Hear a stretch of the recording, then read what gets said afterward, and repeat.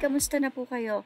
Actually, gusto nating batiin ng congratulations sila Tito Vic and Joey and the rest of the Legit Dabber Cats. Naku, nagkaroon na nga ng Legit Dabber Cats or the Dabber Cats na lang. Kasi sila po ay pinanigan ng IPO kung saan ang prangkisa or the renewal of contract ng Eat Bulaga ay hindi na nga po valid.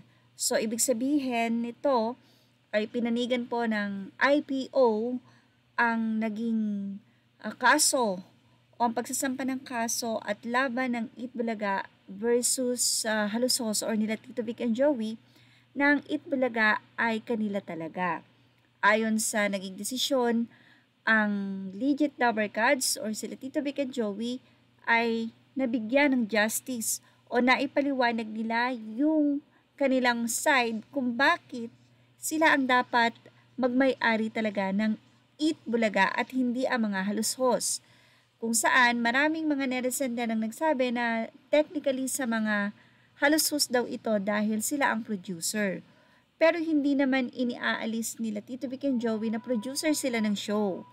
Ang sinasabi nila ay yung hindi sila ang naggawa o hindi sila ang talagang gumawa ng buong program. Sila ang gumawa ng buong program, ang kanta, ang pangalan, at ang halushos lamang ang nag-finance o nag-produce dito sa kanila.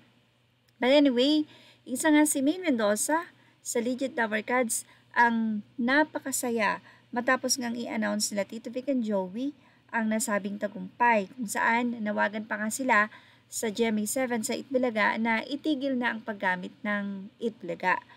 Well, inaasahan natin na as soon as possible ay hindi na E80 ang kanilang pangalan kahit na nga sikat na rin sila sa E80.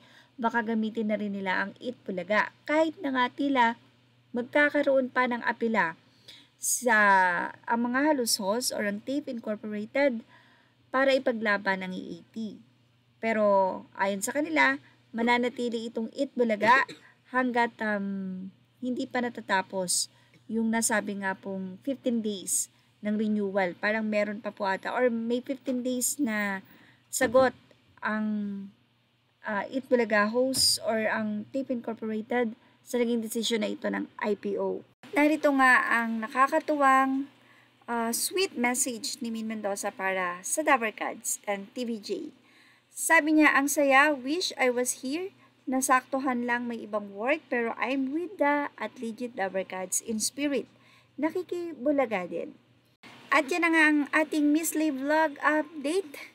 Thank you for watching Miss Lee Vlog. Images are all credit to the rightful owners.